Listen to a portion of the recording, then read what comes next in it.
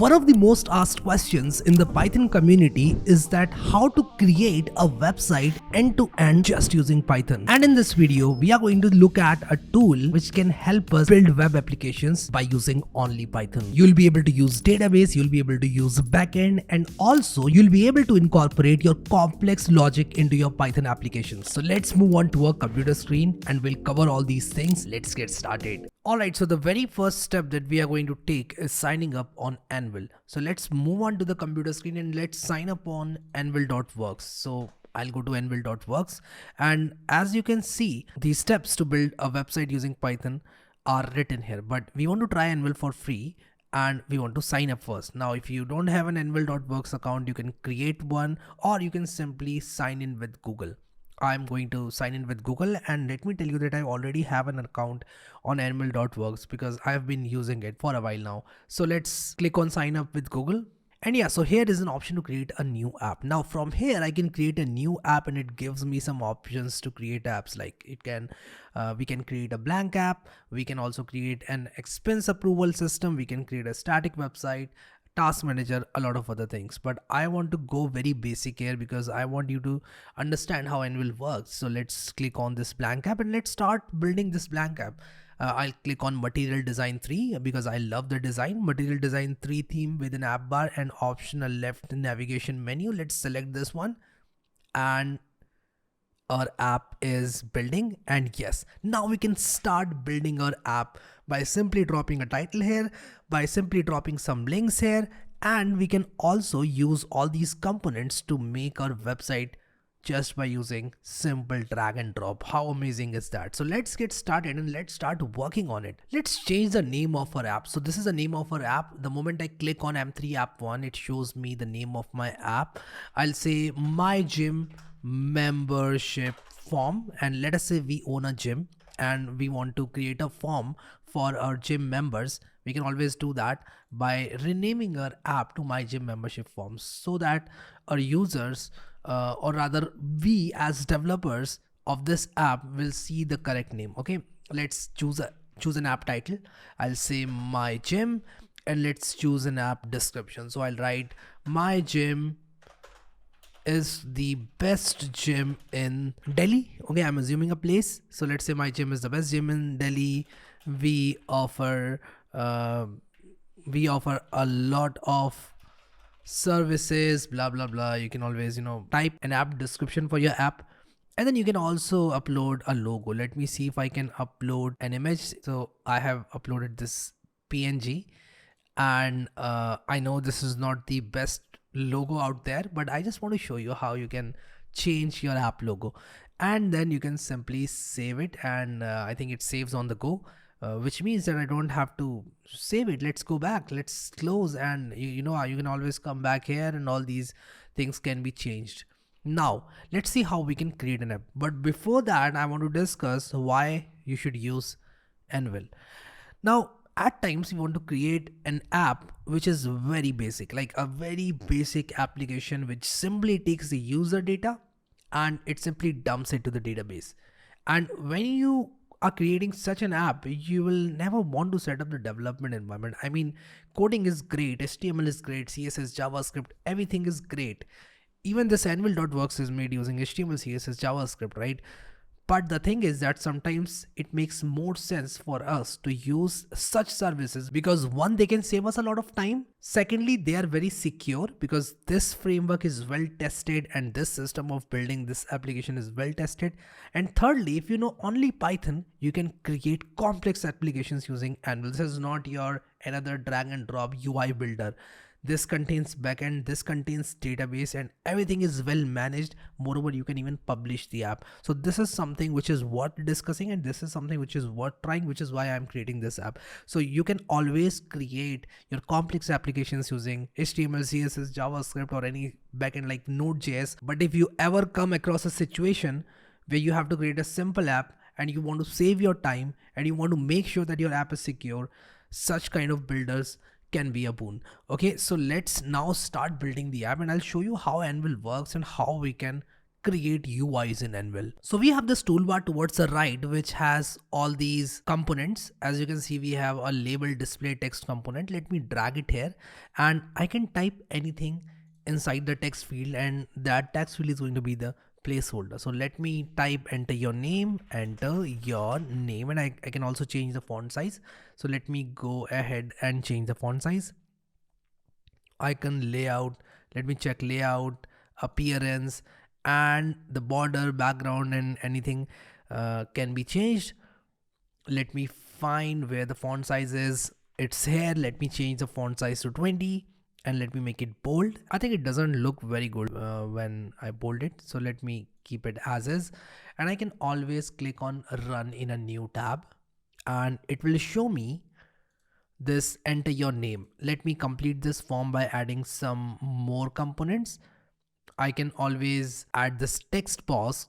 Let me add a text box, and let me go back to this UI design, and let me change the text of this text box to something like enter your name, enter your name. And if I restart, this UI will be updated, which means that I can have a look at what is Anvil building live. So this thing will be previewed here, and that will be real time the moment I click on restart, which is great. Let me add another text. So let me add another display text and let me call it enter your weight. And once again, I'm going to change the font size to 20, and I think the font size of this was 20 as well. Align left, font size 20. Let's restart and see how it looks. It looks pretty good. And let me once again come back here and add another text box and enter your weight. Let's say enter your weight. You can also change the type to number, and this will be updated as input type is equal to number, which is good from SEO standpoint because it can help Google and other search engines to understand what your content is about. And it's always good. Okay, so let's add some placeholder. Enter your weight in kilograms. Okay, let's try to see how our app look at this point, and let's add another field.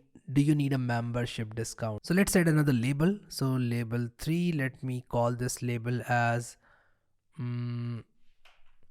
do you need personal training?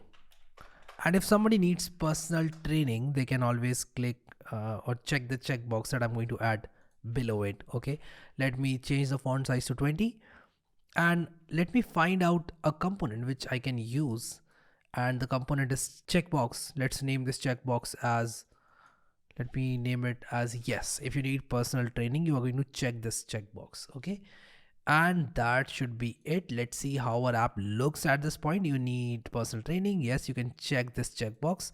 Awesome. You can enter the name. You can enter your weight in kilograms. Note that if you try to enter some text, it is not going to work because by default we have changed the type of this field to number. Okay, so you can only enter numbers here. And let me click here, and this is the enter your name. Let me change the name to placeholder because I don't want this text. This is the default value of this input and this is the placeholder. So I'm meant to add a placeholder. So let's restart our app, and this way you can start typing and you can start entering your weight, and you can say yes. And let me also add weight in kgs.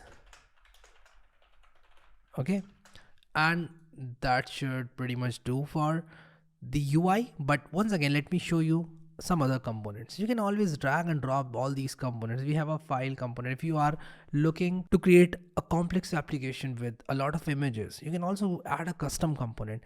But at this point, I'm going to drop a title here. So let me call this as my gym. Let me say my gym, and let me add some more links here.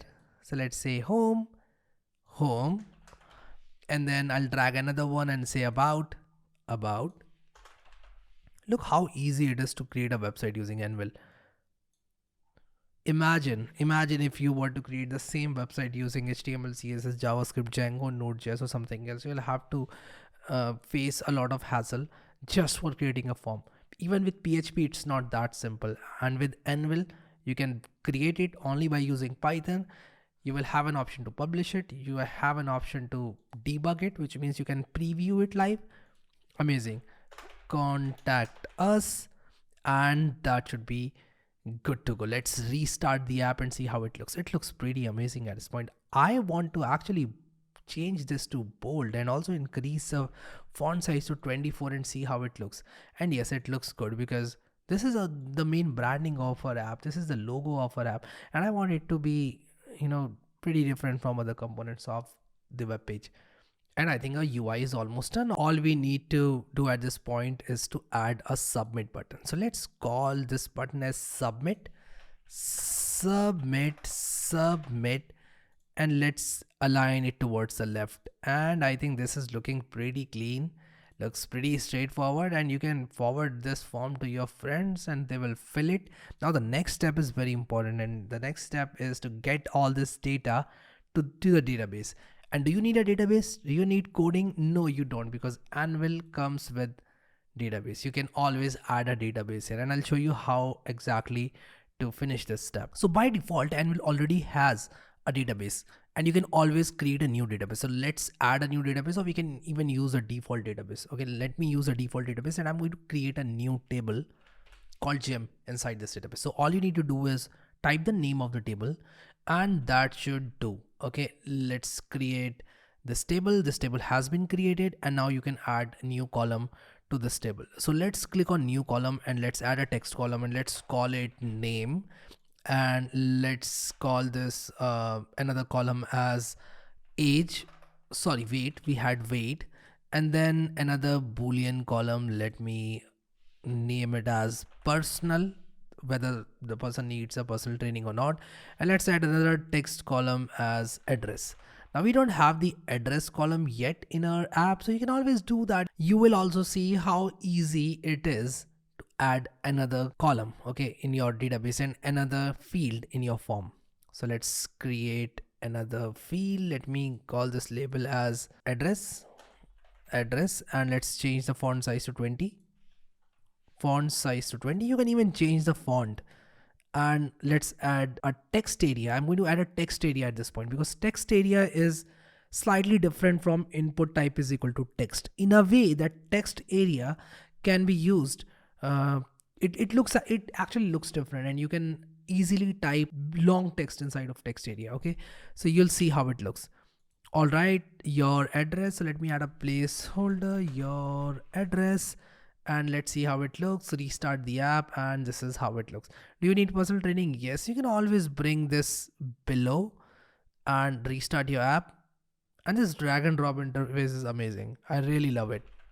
The text area is different from input type is equal to text in a way that this text area can be dragged like this. You can drag it and keep typing, and you cannot drag this thing because this is input type is equal to text. If you inspect the code, you will see this is input, class is all this, type is equal to number, and this is text area. If you inspect this, this is a text area. So these are two different HTML elements. Let's go back to our table, and we created a table inside of our database. Let's click here and let's go back to our table, and our database is created. Okay, now all we need to do is come up with a way such that whenever we click on the submit button, the data should go to the database. And believe me, that is also really very simple. I'll show you how. Now, a lot of people who are Python developers, they don't have a very good understanding of how websites work. So let me explain how websites work first.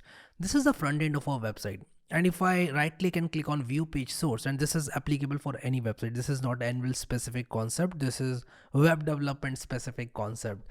Okay, so this code is HTML code, and our browser is responsible for rendering this to our browser. Okay, so whatever you see is a result of this code, and this code has all the information to display this. Okay, now whenever a user sees this, they can always see which code is actually rendering this, but they cannot see which code is generating this, because A code might connect to the database. The code can fetch some data, connect to the database, validate some credentials, and after that return all this HTML. All that execution is done on the backend side. So a website's backend is not visible to the client. What is visible to the client is the code which is used to render this. And how this code is generated is done as a part of backend. Okay, so our Anvil's backend is inside of our Anvil application in the form of server module. So we can add a server module. This client code is done. This is visible to everybody, and our client can very well decide to right click on his browser and click view page source and see the code. But what he cannot see is the server side code which we are writing, and we are going to write a server side code now. This code is going to execute in the Anvil server, which our client will never see. Only we will have the access to this code. So let's create a server module, and in order to run this code in Anvil, we need to uncomment this and use this decorator called anvil.server.callable. Let me change the method name to submit, and let's say this submit takes name, weight, address, and personal. So we'll say name, we'll say weight, we'll say address and personal. And I want to say that whenever somebody clicks on the submit button, please execute this. And once you execute this, the data will go to the database. So we are going to write the code now. So let me keep it as is for the time being, and let's go to our app. Let's go to design and let's go to the submit button. And I'll say that whenever somebody clicks on the submit button, I want this method to be ran. Okay, so I need name. Name is equal to, I'll say self dot and self dot. Let me see what is the label for this. Text box 1, then we have text box 2, then we have text area 1, then we have checkbox 1. Okay, now I remember all this. So let's go back to the code, and name is equal to self dot text box 1. This is the name, and I'll say dot text. Okay, and the second thing that I want to get is the weight. I'll say weight is equal to self dot text box 2 dot, and I need the text of this once again, and this gives me an error. Okay, so the error is gone. And then we have address is equal to self dot text area 1 dot text, and then checked is equal to self dot checkbox 1 dot checked, whether it is checked or not. Okay, now I want to execute our submit function. So I'll say Anvil dot server dot call, and I'll just submit, call this submit, and I want to give name, weight, address and personal. Okay, and personal. So let me call this personal and not checked. So let me call this personal. So name, weight, address and personal is passed to this submit function. Let's finish our server module submit function now. In order to add data to the database, I'll say app tables.gem.addRow, and I'll say name is equal to name, weight is equal to weight, and address is equal to address, and personal is equal to personal. And this will add a row to our database. So how is this operating? Let me show you once again how all this is working together. We have a database which is called gem. The name of the table is gem, and these are the fields in that database. Okay, now we have a UI which looks like this, and whenever somebody clicks on the submit button, this function is called. Right after somebody clicks on submit button, this function is triggered, and this function grabs the name, weight, address and personal, these 4 fields, and then it calls the submit button with these 4 values. Now the control goes to the server module, and this function actually runs, which does nothing but adds a row to our database with name, weight, address and personal, which was entered by our user. Okay, so it's really very simple, nothing to worry about. Now I also want to show a notification whenever somebody submits a data. So I'll say notification, and then I'll say your data has been submitted. Your data has been submitted. Okay, submitted, and that's all. I think we are good. And let's try to restart the app and see if this work. I'll say Harry 23 ADD. Do I need a personal training? No, I don't. Let's submit, and it says that name notification is not defined. So the problem here is that I will have to cut this and I will have to paste it here. So this notification part will be done here. Let me see if this notification is imported automatically or not. So when we say from Anvil import star, this notification is automatically imported, so we need not worry about it. Let's now once again enter value as 111 and submit, and I think we are good, but we didn't see any notification. Why so? Not sure. Let's see if there is any data in the database. Let's refresh, and yes, the data is going to the database, but we don't see any notification, which is a problem. Okay, I got it why we are not seeing the notification. We'll have to call the show method of the notification, and there are a lot of other parameters which you can customize. You can go to the Anvil docs. Once again, Anvil docs are great. You can always go there and you learn new ways of doing things, and you'll learn how to create complex applications using Anvil. So let's restart it once again, and let's fill this form Harry, and then we'll say 12, and this is my submission. And let's say I need personal training, so I'm going to check it, submit. Your data has been submitted. Let's see if it is actually submitted or not. Let's refresh the table, and yes, it is submitted. And see how this time this personal is actually being checked, which means that I need personal training, and this is my submission is the address. Amazing. You can also add data to the database from here, but again, see how cool is this. And you can also download this as CSV, so it's not like you cannot take this data away. Download this data as CSV, and you can launch this data, and you can analyze this data.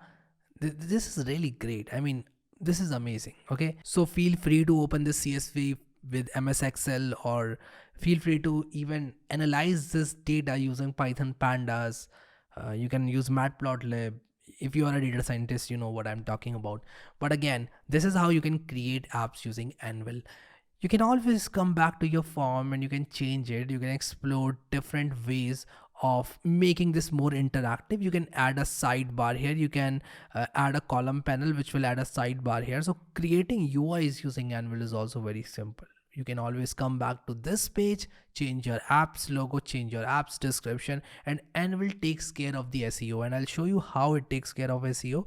It will add all these meta descriptions, meta tags, which maybe if you are creating your application in a hurry, you will never do it because you will not afford to get time to do it. But Anvil doesn't disappoint us here. So in a way, Anvil is something which every Python developer, in my opinion, should know about at least. Another thing I like about Anvil is that you can use Anvil to get emails whenever a form is submitted, and it supports it out of the box. So you can click on add, you can click on email, and you can even use a custom mail server. But I'm not going to use a custom mail server. Rather, what I'm going to do is I'm going to use the built-in email service from Anvil. So let's copy this code. I'm going to copy this code and let's paste it here. So in our server module, we can always send an email, and from my app support, or rather I'm going to say my gem submission, and let's change the to harry@codewithharry.com, and let's change the subject to your form, and let's create an F string. And I'm going to create an F string and say submission from, and I'll say name, and then the weight is, I'll say weight, and address is, I'll say address, and once again, and he needs personal training and person. Let's see if the app is sending out emails or not. Let's change the name to Harry, and 34 Bob's address. Let's say yes, personal training is needed, and you can always code your application such that it sends the email of your choice. You can create this as a variable, generate a very beautiful kind of email, and Anvil will deliver your email. So let's see if this email is delivered to my inbox or not. So I just received this email and this is from anvil.app. Here is the submission from Harry. The weight is 34 and the address is Bob's address and he needs personal training. True. Okay, so this is how you can start getting emails from Anvil, and I really love this feature from Anvil.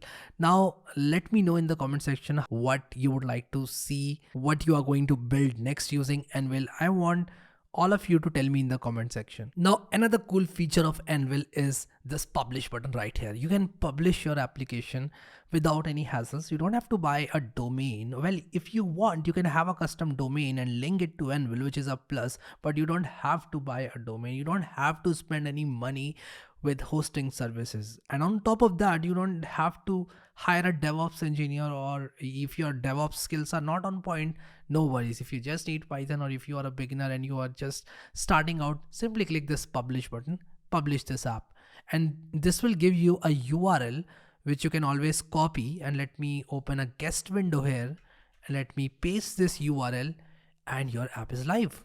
2 clicks is what it takes to get your app live. Amazing, right? I really love this.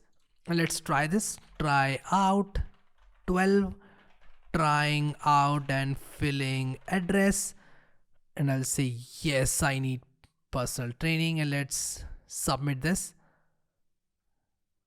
And the data has been submitted. Let's close it and let's see if we can see the data here. Try out, trying out. Amazing, man. Like this is really some good stuff.